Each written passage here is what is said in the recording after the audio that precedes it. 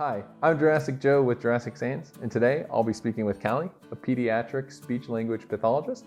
We're going to be discussing why play therapy is so beneficial to childhood development. So Calley, just to begin, could you explain what is sensory play? Yeah, sensory play is any hands-on tool or material for a child to actively explore using their senses. And so in this case, it's the sense of sight and touch. It's typically in some sort of bin or container like this, or there are different types of sensory tables just like this one here. Oh, okay, and that's great. So you have a sensory bin with different sensory materials. Could you expand on what materials might be useful in a sensory bin? Yeah, there's lots of different materials that you can use and you can get creative with it. Sand is a good one.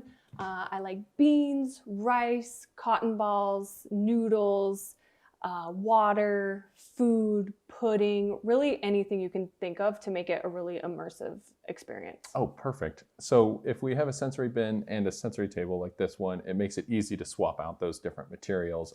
We can see we have some different sensory bins in here below. But to specifically talk about sensory play, what areas of early childhood development do you focus on?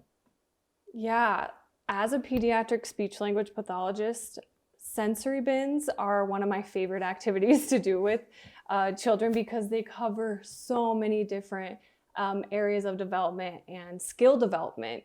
You can work on fine motor, gross motor, language, social emotional, cognitive, play skill development, sensory development. Like you can work on so many different things in just this activity with a bin, sand, cups, toys alone. You can do so many different things.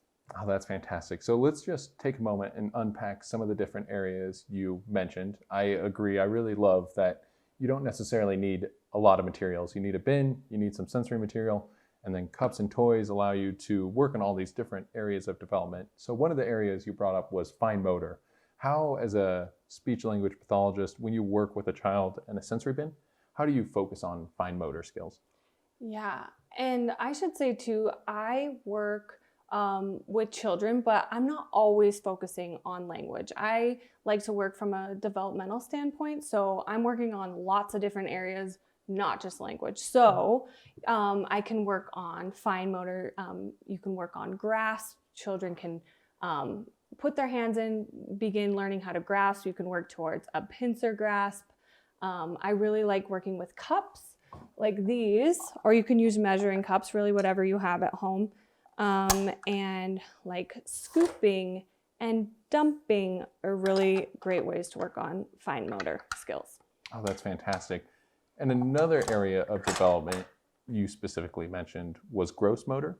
How would a sensory table or a sensory bin help facilitate some gross motor development? Yeah, I really like this table for gross motor development because it depends what a child is doing with their gross motor skills, but let's say that they're pulling to stand. This table is really sturdy for them to pull up, or maybe they're cruising along furniture. They can cruise along this while they're playing with whatever's in the bin.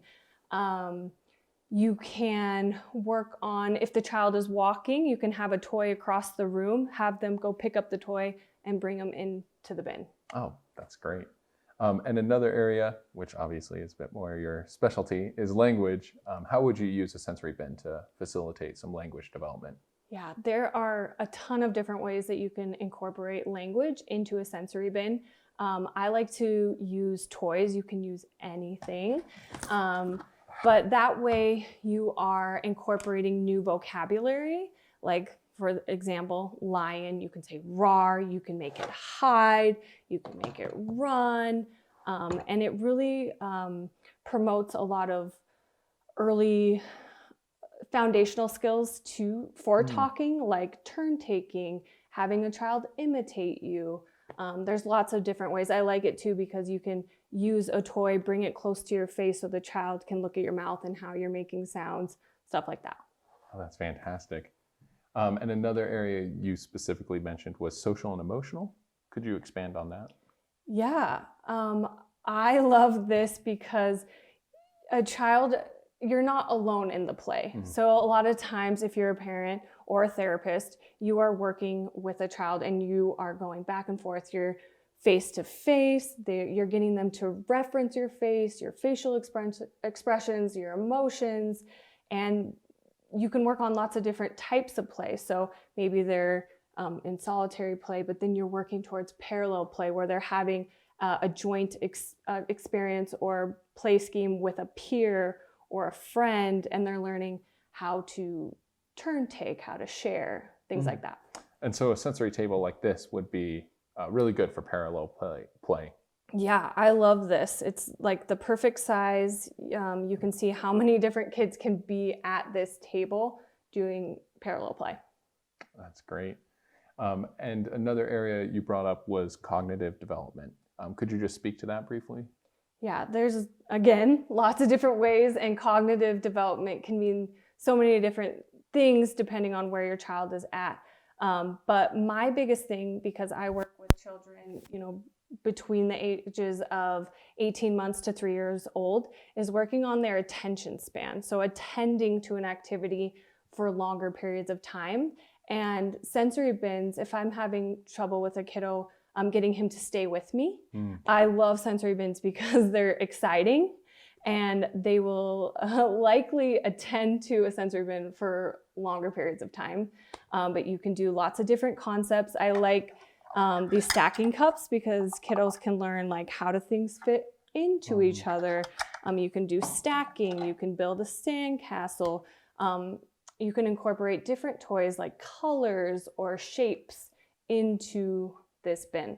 And that makes a lot of sense. And also, I think one point I just wanted to add with sensory bins is you could put on the lid, and like you were saying with attention span, you can then switch to possibly a different sensory material. So, you can pull out a separate bin. So that's a big benefit to sensory bins as well, as how quickly you can switch activity and hold focus. Yes, and kiddos do like things that are new and engaging. So yeah, if you have multiple sensory bins, are more excited and more apt to staying with you if there's something new.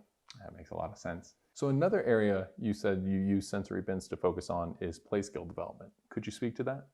Yeah, depending on the age of your child, there's lots of different ways that you can play and teach them how to play, because play is really the most important tool for childhood development and them learning new skills is through active play.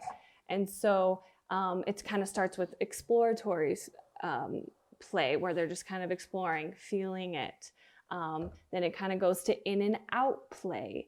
And one that we'll touch on in a future video is pretend play. So you can make your animals eat. You can have a cup and you can make them drink. You can make them do lots of different verbs like run, run, run, hop. You can get lots of animals involved and you can make them talk to each other. There's lots of different types of play that you can incorporate into a sensory bin. Oh, that's fantastic. Another area you specifically brought up was sensory development. How do you use a sensory bin to facilitate sensory development? Yeah, I think it just depends on the material inside the bin and getting them to explore it through their tactile senses, through their visual senses, depending on what else is in there. Let's say it's food, through their smell. And so giving them lots of, or a variety of different sensory experiences really helps with brain development and feeding development. Calley, thank you so much for taking some time out of your day to tell us why sensory bins are so crucial to childhood development and the different areas you use sensory bins to focus on. Of course. And we are going to be taking a deeper dive into some of the things that we went into. We just kind of did a broad overview today, but in future videos, we're going to go into different types of play and really dive into those, as well as language and speech, which is my specialty. And so look out for those. Thank you. And this is Jurassic Joe with Jurassic Sands. And if you enjoyed this video, please give it a thumbs up and subscribe to our YouTube channel. Have a wonderful day.